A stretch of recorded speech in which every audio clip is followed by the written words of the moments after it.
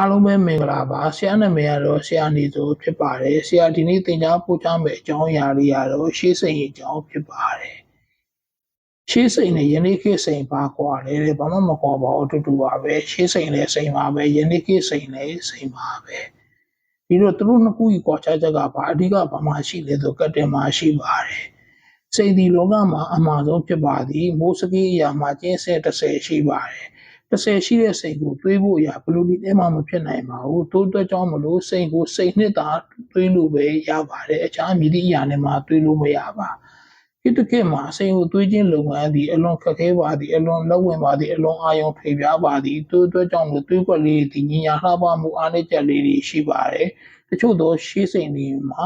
ယခုပုံမှာမြင်ရတဲ့အတိုင်းအလဲကောင်မှာအပေါက်လေးဖြစ်နေပါတယ်ဒါလေးကတော့ချောချောလာခြင်းဖြစ်ပါတယ်ရှေးစိန်ကိုယူရိုပီယန်ကအိုမိုင်းကတ်တို့အပြင်တခြားသောကတင်ပေါင်းများစွာနဲ့လည်းသွေးလာခြင်းမျိုးရှိပါတယ်ရှေးစိန်ရဲ့အားသာချက်လေးကတော့ treatment ကင်းတာဖြစ်ပါတယ်အားလုံးပဲကျေးဇူးတင်ပါတယ်ခင်ဗျာ